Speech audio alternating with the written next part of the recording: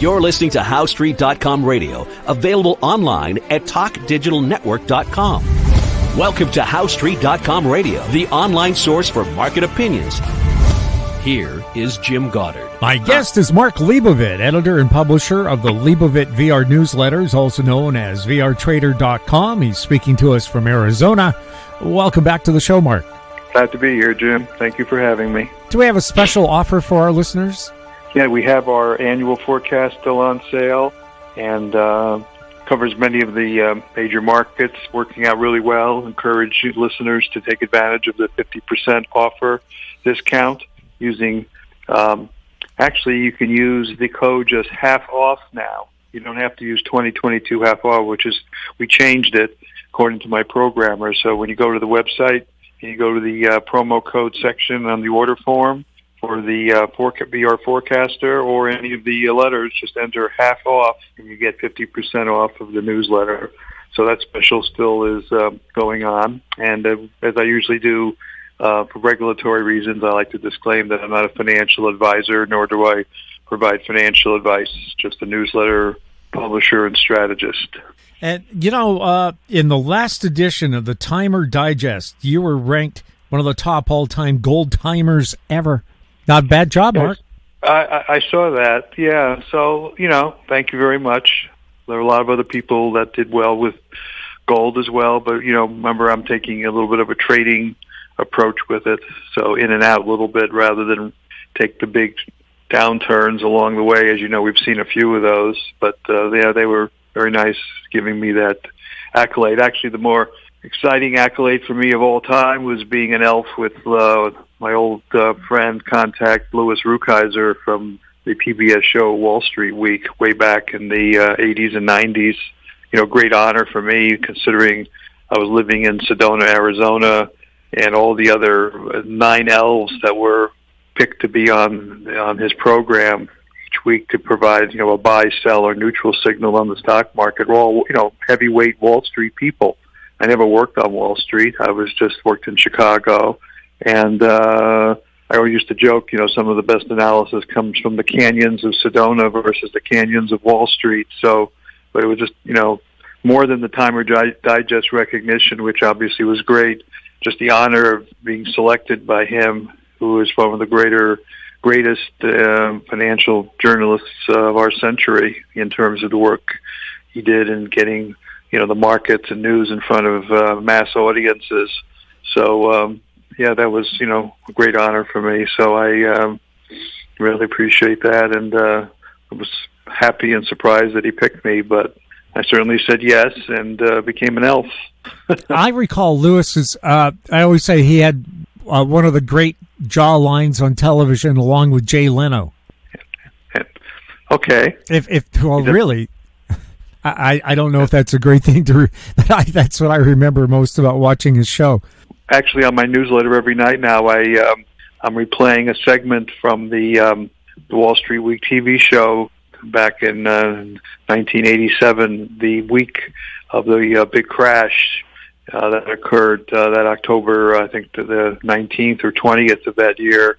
The show appeared that Friday, so it was the big show for him, trying to explain to a national audience, and he had some guests there. John Templeton, for example, head of Merrill Lynch, and a couple other analysts trying to explain to a national audience what the crash was all about, or what the future of the stock market was all about. You look back at that. So I played it's on my website or in my newsletters. I don't know if I have it on the website at VR Trader or I have it also in the newsletters, but it's just fun watching the state of the world and his comments back in 1987. And when you look at what the market was, it was 2,200 in the Dow, and it got down to about 1,800, and now it's like 42,000. And you look at the panic that occurred back then. Of course, we're talking, 30,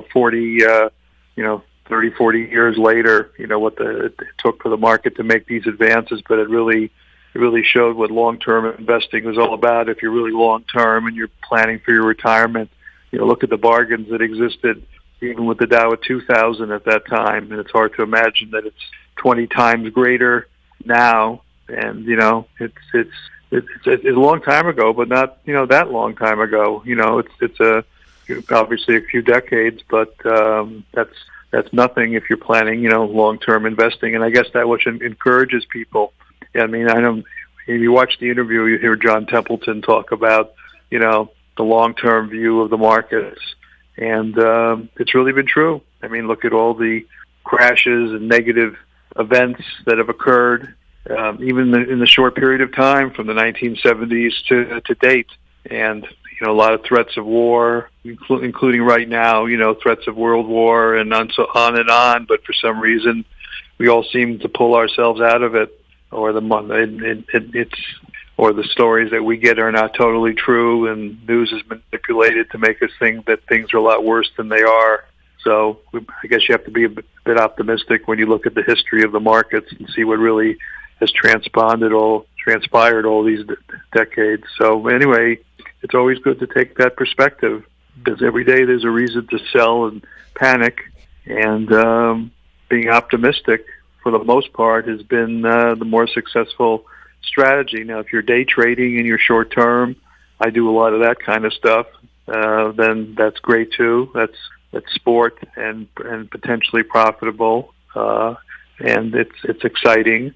But if you're really in the markets for your retirement and so forth, I think that long-term view really does pay off. And dollar cost averaging, putting a little money in the markets on a regular basis, no matter if it's high or low, just being consistent, has paid off for many investors.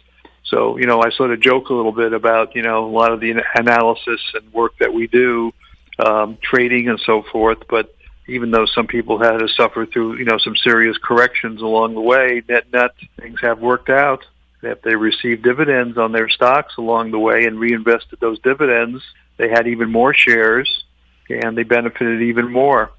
So, sort of just reminiscing a bit, about all the decades in the markets and what's happening. And we see the sell-off we're seeing in the markets here the last couple of days. You sort of reflect on what history really teaches us, that things are transitory. How would you describe what's happening on the stock markets right now? Well, the headline of our newsletter podcast last week, as you recall, and I talked about it a couple of weeks before that, was, potential weakness into March 20th, 21st, which was the vernal equinox, which was also a time frame, if you recall, that the COVID crash low was around 19,000 in the Dow that occurred March 21st of 2020.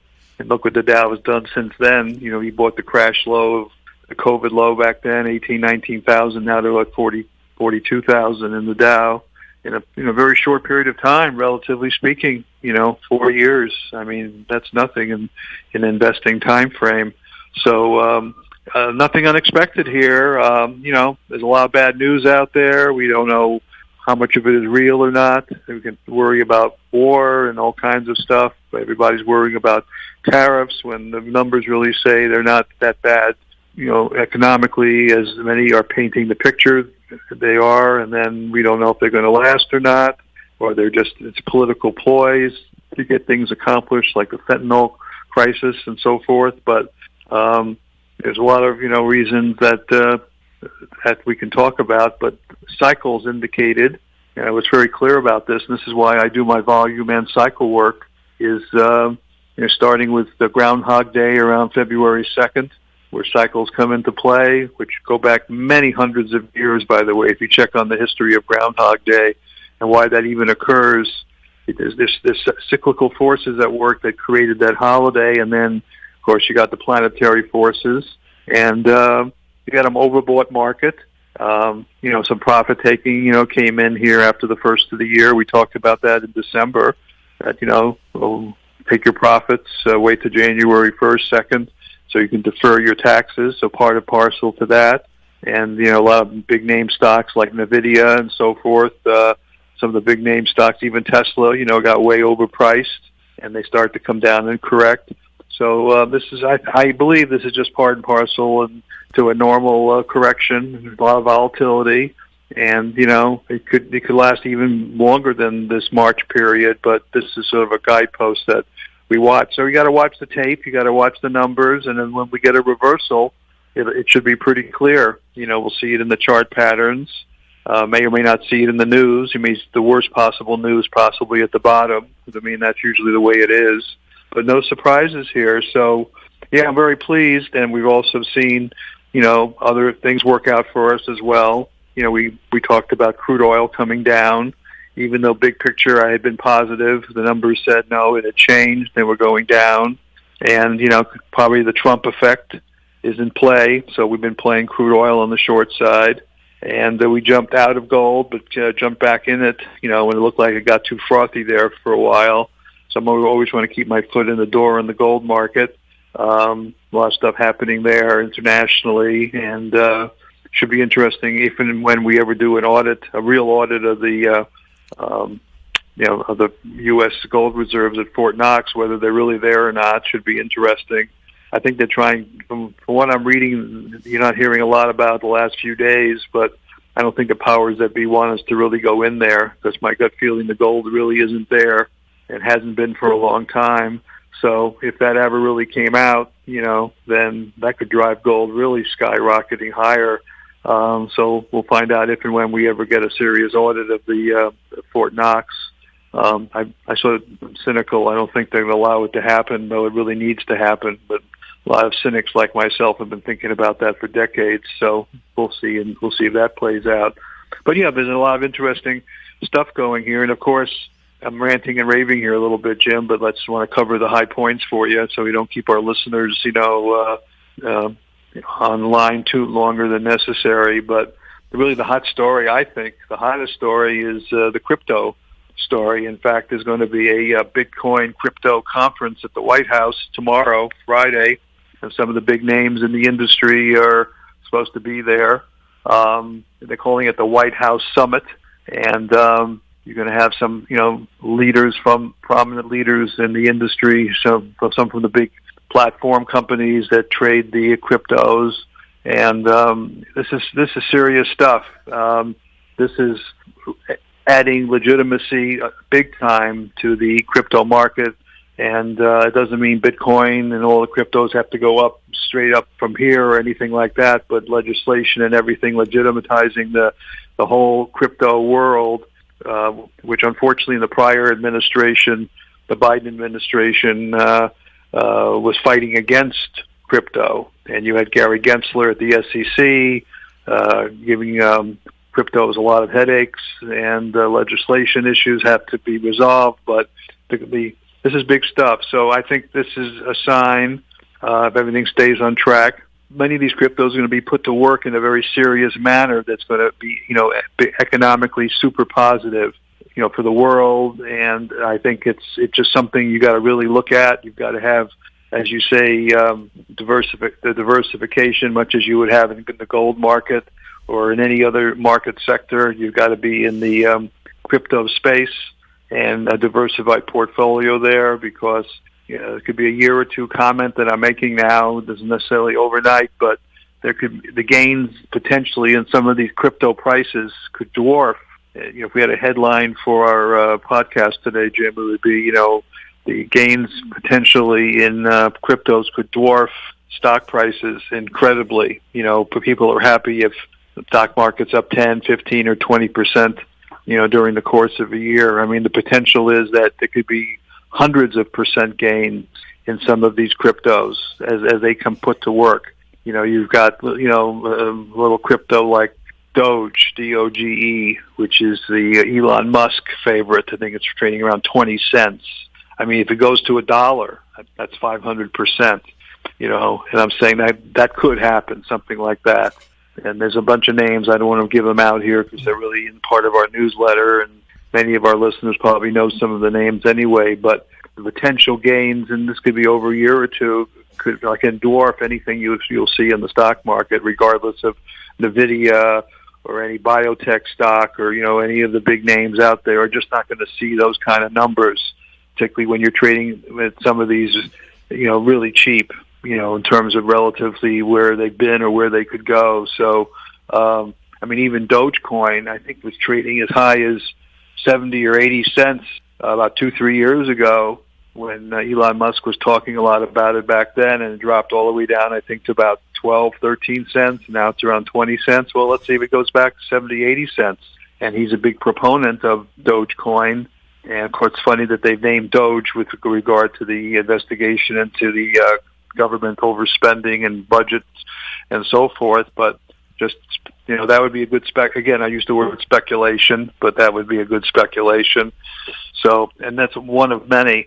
But apparently this White House conference tomorrow and some announcements that, Donald Trump has made up to this point, indicate that the certain favorites that are going to, or main names, I guess I'd rather call them favorites, are the ones that are going to be, highlighted more in terms of government involvement and creating a crypto reserve and so forth, which is what they're talking about. I believe the actual announcement it says, according to Trump's executive order, it's on digital assets. So it directed the presidential working group to move forward on a crypto strategic reserve that includes names like XRP, SOL, and ADA. And his comment is, we're going to make this the crypto capital of the world. So, it's a little common sense. You got to be in there because there's going to be action. And if you have a little sense about you and watch the markets, you're going to see some nice trading opportunities and investment opportunities. So I think that's really, a lot of trades we do, a lot of stocks we go in and out of and so forth. But when you get into a trade like even the XRP, which I think was trading about 35 cents within the past year, got up to about 350, and now it's around 250. I mean, those kind of percentage moves and gains for something that is going to be part of a U.S. government, I guess, crypto strategic reserve. Governments are going to be putting money in there, and it's going to go up, and it's going to be put to use. And wake up. If you're not in it, get in it. We'll have more with Mark Leibovit right after this. Don't miss out. Stay informed. Receive the HowStreet.com weekly recap with thought-provoking podcasts, radio, and articles delivered to your inbox. Sign up for the HowStreet.com weekly recap on our homepage at HowStreet.com. Welcome back. We're speaking with Mark Leibovit. Mark, what's going on with gold? I think it's hanging in there. As I told you, the listeners, 3 months ago, and I'm not unique in this theory or thinking, and there are cycles in gold, and there tends to be, cyclic strength into February, some years better or worse than others. So when we got to 3,000 and we're in February, it said to me, hey, get out. If you're a trader, it may be enough for now. So, we lightened up and, we had a little sell-off, and I think, the state of the world and, I guess the speculation component, but also the geopolitical component says, it's still okay, but you got to be prepared for these $200, $300, $400 corrections in a volatile market. So I would hang in there. I don't really care so much for the gold shares per se. Many of them have underperformed, but having a little position in some of the ETFs that track gold stocks, makes some sense. But there's some bigger names that just do better, like Agnico Eagle, AEM, for example, the Canadian name out of Ontario, is probably the best performing quality gold stock out there. It trades about $95 a share. I think it got up to about 107 last week or the week before. There are a few names out there that really stand out. Wheaton Precious Metals, WPM, a couple names that just outperform many of the other shares. The big speculation here, from what I'm reading and thinking about, are some of the cheap exploration companies, if you can find some out there. We have some names, but some of the majors are going to really need to acquire some of these exploration company assets to keep things going for them, because, there's shortages out there, a lot of people looking, but, gold is a limited asset, and there are only certain companies that have been able to identify new sources of gold. So the big play may be identifying some of these small exploration companies that could be acquisition targets for the big companies looking to pick up more assets. So some of the bigger gains may come in some small exploration companies, in terms of, instead of going into, let's say, a big name, which I've liked for many years, like Newmont Mining, which, is a great company, and I think it pays about 2-3% dividend, but you're not going to see, spectacular gains in Newmont Mining. It used to, I think the all-time high was around 70 or 80, got down to about 20, now it's around 40. But, you're not going to see hundreds or 200 or 300% gains, which you might see in some exploration companies that become acquired by some of the big majors like a Newmont. So I think some of the play in the gold market, besides owning gold itself, is trying to identify some of these. They're speculative companies that could be big play for the big majors getting involved. So you have to do your homework on that. And that's just, but in terms of gold itself, I think we're okay. Mark, anything else we should be keeping a close eye on right now? No, I'm just keeping an eye on this time frame and the news, and see if we get some type of reversal pattern here in the overall markets, and just taking it day by day. It's just a volatile, exciting time of the year. Like I say, you can make money even on the short side, which we've done a couple times already, including crude oil, which we've talked about. But we'll get a clear sign of it, and I'm going to be watching that vernal equinox time frame. And of course, you can always argue the Ides of March, going back to Caesar's time. That there's crazy things that happen in this time of this period of time. So nothing comes as any great surprise here. Just keeping an eye out day and day for the news, and got tons of stocks that we're watching and tons of markets that we're tracking, and it's just an exciting time to be in the market. So keep an eye out between now and the end of the month, and see if we get some type of tradable low in the markets, and it should be pretty clear when it happens. Mark, thank you so much for being on the show. Thank you so much for having me. My guest has been Mark Leibovit, editor and publisher of the Leibovit VR newsletters. He was speaking to us from Arizona. If you have any questions for Mark or for any of our guests, you can send them to info@housestreet.com. Our YouTube channel is Talk Digital Network. Find us on X @Housestreet. We're also on Facebook. I'm Jim Goddard. Thank you for listening. Comments made on Housestreet.com radio are an expression of opinion only and should not be construed in any matter whatsoever as recommendations to buy or sell any financial instrument at any time. Available online at TalkDigitalNetwork.com. Housestreet.com radio is a production of House Street Media Incorporated.